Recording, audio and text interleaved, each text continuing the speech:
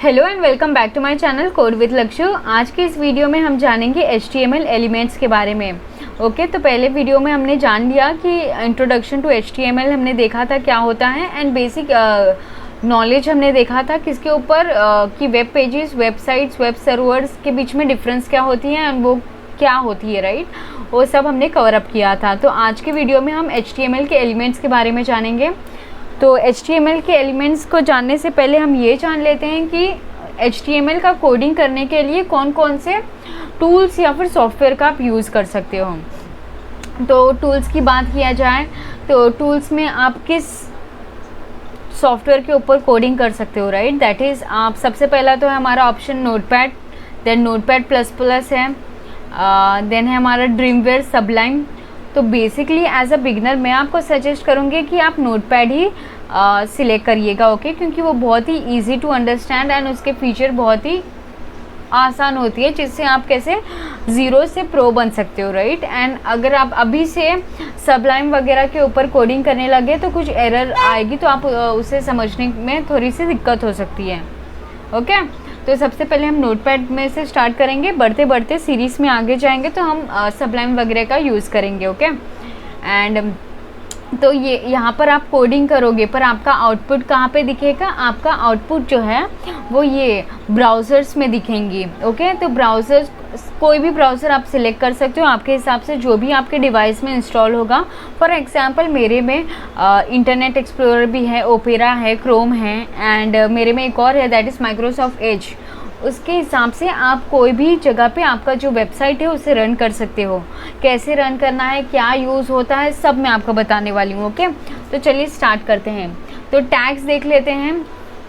HTML के tags ये आपको जानना बहुत ही ज़्यादा ज़रूरी है, क्योंकि इसके बिना कैसे हम आगे नहीं बढ़ सकते, क्योंकि HTML में सभी चीज़ें टैग्स में लिखा जाता है।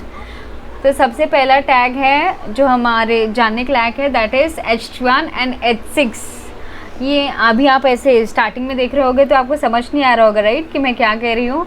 तो ये H1 टैग होती है, एंड H1 टैग का रेंज होता है 1 से 6 तक, और ये हेडिंग टैग्स होते हैं। जब कभी भी हम अपनी वेबसाइट में कुछ भी चीज़ को हेडिंग में दिखाना चाहते हैं ना, हेडिंग स्टाइल में, तो हम H1 टैग का यूज़ कर सकते हैं। तो यहाँ पे मैं आपको लाइव डेमो दिखाऊंगी। तो यहाँ पे नोटपैड को ओपन कर लिया हमने, एंड सबसे पहले तो बेसिक स्टार्टिंग कमांड आपको HTML में पता होना चाहिए, दैट इज़ ये ओपन टैग कर लेंगे, उसके बाद एक्सक्लेमेटरी मार्क, एंड देन यहाँ पे आपको लिखना होगा सिंपली डॉक टाइप HTML, और यहाँ से इसको एंड टैग लगा देना है। फिर यहाँ एक और बार HTML लिख लेना है, और यहाँ पे इसको एंड टैग ऐसे लगाना है, ओके। तो ये हमारा बेसिक हर बार का ये सेम ही रहेगा, ओके। तो अभी हम बात कर रहे थे H1 टैग की, राइट। तो सिंपली मैं लिखूँगी H1, और यहाँ पे अपना नाम लिख देती हूँ लक्ष्मी साहू, और यहाँ पे H1 टैग को क्लोज़ कर देती हूँ, ओके। अभी मैं इसको आपको H1 से H6 तक वो जो टैग्स है उसके डिफरेंस में बताऊँगी। तो सिंपली ये लाइन को मैं कॉपी कर लेती हूँ और यहाँ पे पेस्ट करते जाती हूँ, ओके। 6 टाइम पेस्ट कर दूँगी। तो ये हो गया प्रॉपरली 6 टाइम। अभी ये टैग को मैं चेंज कर दूंगी H2, H3, H4, H5, H6, and यहाँ पे सिंपली H2 और H3, H4, H5 and H6। तो यहाँ पे हमने बेसिक अपना जो HTML का हेडिंग वाला था उसका डेमो के लिए हमारा कोड कंप्लीट हो चुका है, ओके। तो ये ऊपर वाला तो हर बार के, ये ऊपर का 2 लाइन और लास्ट वाला लाइन हर बार के लिए सेम होने वाला है। ये हमारा हेडिंग टैग्स है। मैंने कहा था हेडिंग टैग 1 से लेके 6 तक इसका रेंजिंग होता है। तो चलिए इसको रन करके देखते हैं। तो इसको सेव करेंगे फाइल पर क्लिक करके, और इसका नाम दे देती हूँ मैं हेड टैग, और फिर इसके बाद .html लिख दूँगी और इसे सेव कर दूँगी। अभी हम अपना फाइल एक्सप्लोरर ओपन करते हैं, और कहाँ पे सेव किया था मैंने, डाउनलोड्स में सेव किया था। तो यहाँ पे देखिए हेड टैग करके वो सेव हो गया है। अभी मैं इस पर राइट क्लिक करूँगी और इसको ओपन विथ गूगल क्रोम करूँगी।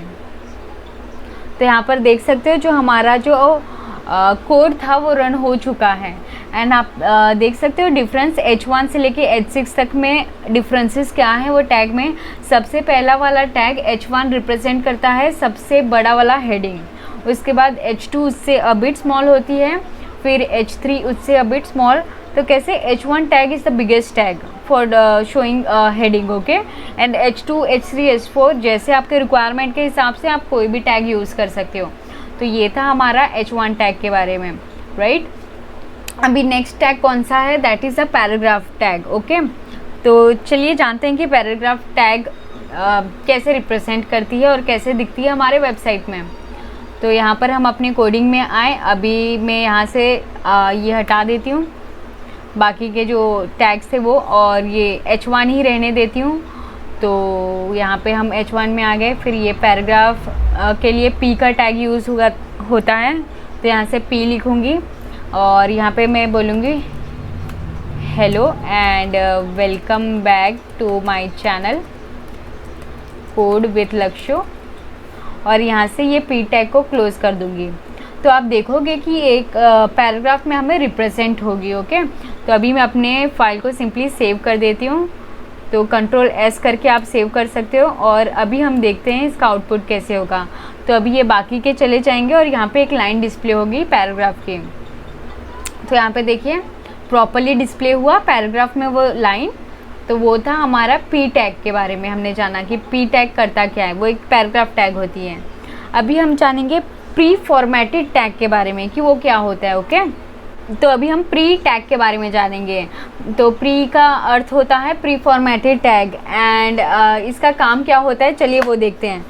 तो यहाँ पर मैं अपने नोटपैड पे आ जाती हूँ। अभी हमने पैराग्राफ लिखा, उसे वैसे ही रहने दो।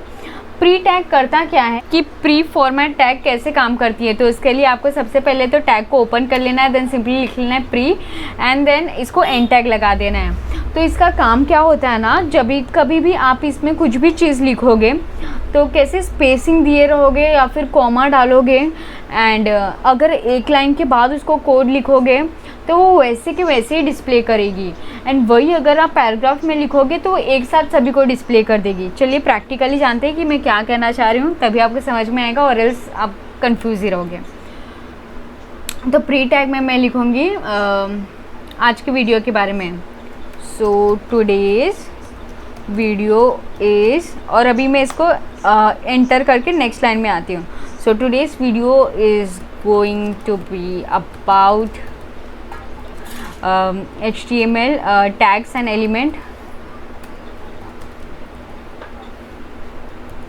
और जानबूझ के यहाँ पे 2 बार स्पेसिंग करके कॉमा डाल देती हूँ, और अभी अपना जो एंड टैग है प्री का वो लगा देती हूँ, ओके।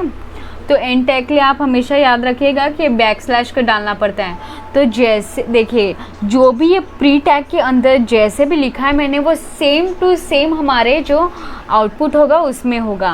चलिए इसे रन करके देखते हैं। तो सबसे पहले इसको सेव कर लो, और यहाँ पर कहाँ हमारा जो आउटपुट आता है यहाँ पर हम आएंगे और सिंपली रिफ़्रेश कर देंगे।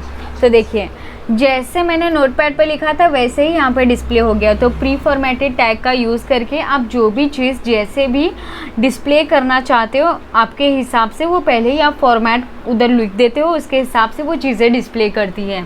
वही अगर आप पैराग्राफ में सेम करोगे तो वो एक ही लाइन में डिस्प्ले करेगी। तो चलिए डिफरेंस जान लेते हैं। तो यहाँ पर मेरा नोटपैड ओपन ही है, मैं ये बैक टू माई चैनल के बाद एक एंटर लगा देती हूँ, उसको न्यू लाइन में ला देती हूँ, फिर चैनल के बाद एक और बार एंटर कर देती हूँ, न्यू लाइन में ला देती हूँ। बट देन आप नोटिस करोगे कि वो फिर भी सभी चीज़ों को एक ही लाइन में प्रिंट करेगी। तो सबसे पहले तो सेव कर लेती हूँ अपने प्रोग्राम को, और यहाँ आने के बाद सिंपली रिफ़्रेश करती हूँ।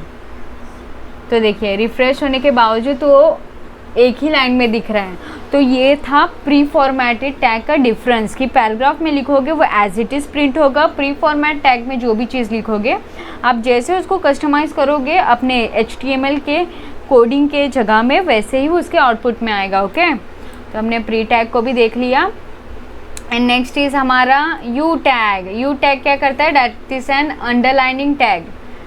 तो अभी मैं चाहती हूँ कि जो मेरा नाम है यूट्यूब चैनल का वो अंडरलाइन होके दिखे, तो मैं उससे लिखूँगी यू टैग के अंदर। तो इसके लिए आपको ओपन टैग, फिर उसके अंदर यू, फिर एंड टैग लगाना है, एंड यहाँ पे आपको जो भी चीज़ को अंडरलाइन करना है वो लिख देना है। तो मैं यहाँ पे कोड विथ लक्ष्य लिखूँगी, फिर अपना जो यू टैग है उस पर एक एंड टैग लगाएंगे, ओपन टैग फिर बैक स्लैश करके। तो यहाँ पर देखिए हमने जो भी चीज़ अंडरलाइन करके दिखाना था हमारे वेबसाइट में उसे यू टैग के अंदर लिख दिए। अभी चलिए ये प्रोग्राम को सेव कर लेते हैं। उसके लिए Ctrl+S दबा लेना है आपको और उसके बाद यहाँ पर हम अपने आउटपुट के जगह में आएंगे एंड सिंपली ये पेज को रिफ़्रेश कर देंगे। तो आप देख सकते हो कि जो भी मैंने नाम डाला था हमारी यू टैग के अंदर वो अंडरलाइन होके आ गई है। ओके, तो ये हमने जाना यू टैग के बारे में। Next is B tag. B tag क्या रिप्रेजेंट करता है? बोल्ड। जो भी हमारे लाइन होती है उसको बोल्ड करने के लिए हम बी टैग का यूज़ करते हैं HTML में। तो यहाँ पर अभी मैं आपको ये जो अंडरलाइन किया हुआ लाइन है ना इसको बोल्ड करके दिखाऊंगी। तो वो कैसे करेंगे? तो सिंपली यहाँ पे हमें आना है और यहाँ पे हम एक न्यू लाइन ले लेते हैं। ठीक है, बी लिखेंगे, बी टैग एंड देन यहाँ पे अगेन एक लाइन प्रिंट करेंगे that is code with Lakshya या फिर code with Lakshmi. Okay, and then यहाँ पे बी का एंड टैग लगा देंगे और इसे सेव कर लेंगे। तो आप देखोगे एक नया लाइन आएगा और वो बोल्ड में आएगी। देखिए कोड विथ लक्ष्मी वो लाइन किस में आई? बोल्ड में आई। तो हम बोल्ड टैग का यूज़ इसके लिए करते हैं कि कुछ भी चीज़ को हमें अगर हाईलाइट करके या फिर बोल्ड करके दिखाना होगा हमारे वेब पेजेस में तो हम बी टैग का यूज़ करते हैं। ओके, नेक्स्ट है हमारा आई टैग। आई टैग क्या करता है? जो आपका टेक्स्ट फॉर्मेट होता है उसे इटैलिक में कन्वर्ट कर देता है। तो चलिए देखते हैं प्रैक्टिकली ये कैसे होता है। तो सिंपली ओपन टैग करिए, देन आई लिखिए, फिर एंड टैग लगा देना। उसके बाद आप कोई भी नाम दे दो। फॉर एग्जांपल हम देते हैं HTML लैंग्वेज करके मैंने एक टेक्स्ट लिख दिया और उसे आई टैग के अंदर लगा दिया और इसको यहाँ पे आई टैग का एंड टैग भी लगा लिया। और यहाँ पे अभी सिंपली इसे सेव करते हैं और यहाँ पे अभी अपने वेबसाइट में आएंगे और यहाँ पे इसे रिफ़्रेश कर लेते हैं। तो देखिए ये कैसे इटैलिक फॉर्मेट में आ गई, राइट। तो ये था आई टैग का काम कि वो जो भी चीज़ होता है उससे इटैलिक में कन्वर्ट कर देता है। नेक्स्ट है हमारा ब्रेक टैग। तो ब्रेक टैग का इस्तेमाल क्यों करते हैं? क्योंकि हमें न्यू लाइन में चीज़ों का दिखाना होता है तो अब हम ब्रेक टैग का यूज़ करते हैं, BR का। तो यहाँ पे देखिए ये अंडरलाइन वाला, फिर बोल्ड एंड फिर यहाँ पे इटैलिक, ये सब कैसे एक ही लाइन में आ गई है। मैं चाहती हूँ कि वो अलग अलग दिखे, तो ये हर एक लाइन के बाद मैं सिंपली BR का टैग डाल दूँगी। ये लाइन के बाद भी मैं BR का टैग डाल दूँगी और ये लाइन के बाद भी हम BR का टैग डाल देंगे और इसे सेव कर लेते हैं और सिंपली आने के बाद अपने प्रोग्राम को रन कर देते हैं। तो यहाँ पे देखिए जो भी हमारे एक लाइन में आ रही थी वो डेटा अभी हर एक चीज़ें ब्रेक होके न्यू लाइन में आ रही है। ओके, तो BR टैग का काम वो होता है। अभी हम देखेंगे कि टाइटल टैग क्या करती है। तो चलिए देखते हैं कि टाइटल टैग क्या करती हैं।